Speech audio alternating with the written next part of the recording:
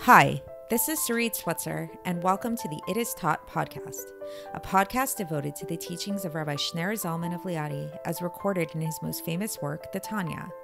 My hope for this show is to make these teachings accessible and relatable to the average person, regardless of prior Jewish education or affiliation. The episodes follow the prescribed daily study portions and are meant to serve as practical lessons in how to live your life as your true self and develop an authentic and powerful relationship with your Creator. I have personally experienced the effects the study of this work has had on me, and I'm excited to share what I can of this knowledge with you. So please join me on this journey of learning, self-growth, and connection with your source.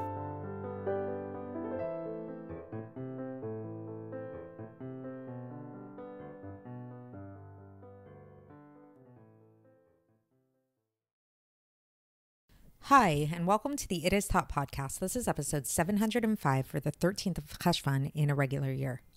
So today is going to be pretty much a continuation of yesterday's episode, where we've been learning a letter, exploring a letter that the Alter Rebbe wrote to his Chassidim, a letter of consolation after the passing of a very famous man, a very famous tzaddik, known as Rabbi Menachem Mendel of Vitebsk, or Rabbi Menachem of Haradok.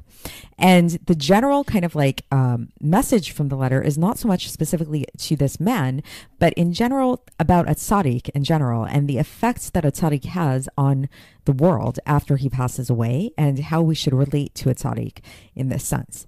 So we already began talking yesterday about this idea that a tzaddik is not like a regular person. It's not like just, they don't kind of have like their own individual life and get and have a real attachment to the physical world the way that most of us do. Their life is really pure in the sense that they're totally devoted to God. They're totally devoted to their purpose here on earth, their mission here on earth. And thus, by virtue of attaching ourselves to them, we can kind of get like a little bit of this. We can get a piece of their life in our own lives. So yesterday we spoke about, we began talking about this idea, reviewing the three levels of the soul, the basic three levels of the soul that are found within a person. There's the level of the nefesh, the level of the ruach, and the level of the neshama. The level of the nefesh is the lowest of all the levels. That's like the animating force, the basic life force that we all have. And this is the level that we're operating on pretty much a daily basis. We talked about how for a tzaddik, this level of their nefesh actually doesn't leave their body and that it remains attached to their body even after they pass away, which is why when you go and visit the gravesite of a tzaddik, it's a very powerful experience because there's a part of them that's still there. Then we talked about how the highest level of the tzaddik, the neshama of the tzaddik, actually does get elevated and does go up and leave them after they pass away. And then we talked about the ruach of the tzaddik. The ruach of the tzaddik is that middle area, what's known as kind of like the spirit that's more associated with like emotions and things like that. So it's associated more with like the deeds of the tzaddik, the actions of the tzaddik, like really kind of like what they manifest, what in the world in kind of like this overt way. So that was the focus of yesterday, was on this ruach and how it is that like by attaching to a tzaddik in terms of the deeds of the tzaddik, like really trying to follow in the footsteps of the tzaddik, which are really revolve around the idea of faith, of fear of God, and of love of God, which are all like very emotional kind of things. A person can really get a piece of this tzaddik's ruach that remains in the world and can get attached to them. Today, we're going to be learning the second part of this letter, which is still quite cryptic, I should mention, and the explanation of this whole letter is going to begin in tomorrow's episode. But today, we're kind of going to get the second part of the letter in just kind of like its raw format.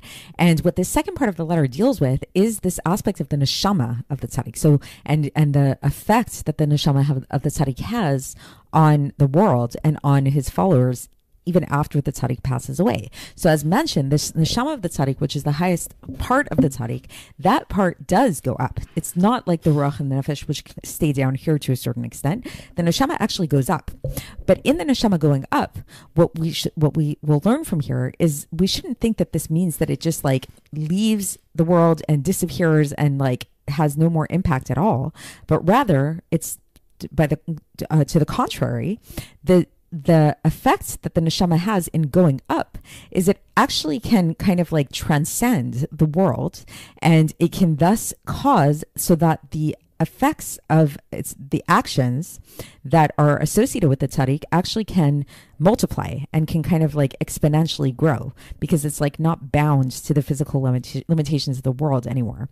So again, it's very abstract, this letter, and it doesn't really go into details about how it is that this happens and all of that stuff, but it's just kind of like to give a glimpse of it. So it's, again, very abstract, but let's get into the text and just see how the Alter Rebbe breaks all of this down. And again, tomorrow is when we're really going to get more deeper into the like actual like explanation and trying to really understand these things on a more grounded level. But so for today, so here we go. So for today, the Alter Rebbe says that this is the meaning of the statement in the Zohar that when a tzaddik leaves the world, he's to be found in all the worlds more than during his lifetime. So there's this teaching in the Zohar that after a tzaddik leaves the world, he actually is found in all the worlds more even than in his lifetime. So what does that mean?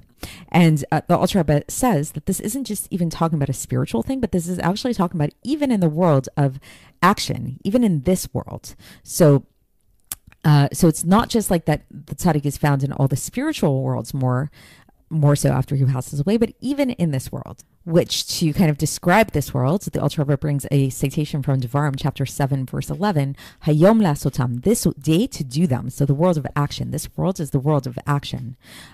So the tzaddik who passes away is found here in our physical world in even greater degree than during his life.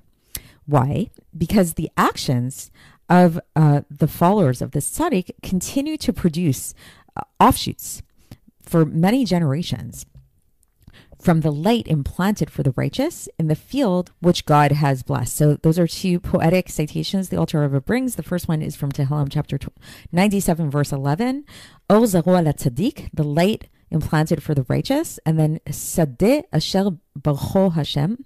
That's from Bereshit chapter 27 verse 27, which is in the field which God had blessed, meaning in Gan Eden. So meaning to say on a very basic level that there's a certain light that the tzaddik brings down into the world, and this light radiates into the earth and to outside areas, and also to us that are here this day, all of us who live in the ways of the tzaddik, in what we will call the holy ways, which is a reference to Yeshayahu chapter 35 verse 8, Derech HaKodesh it's called. So this is a reference to like this, the more spiritual kind of aspects, like being involved in spiritual kind of things. So meaning to say that like after a tzaddik passes away, then definitely there's like more of a spiritual influence that can be felt in our world from this tzaddik. So like things that relate to our service of God, for example, and like our path in life, these kind of things, we can actually get like a deeper kind of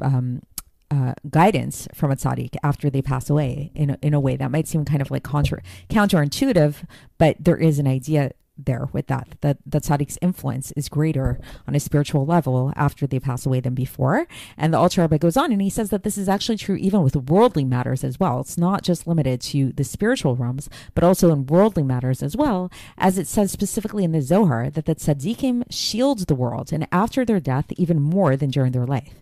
So after a tzaddik passes away, the effect that they have on the physical world is actually greater than during their lifetime. And there's a teaching also in the Zohar regarding this, that if it were not for the prayer of tzaddikim in the other world, meaning in the world after they pass away, this world would not be able to endure even for a single moment.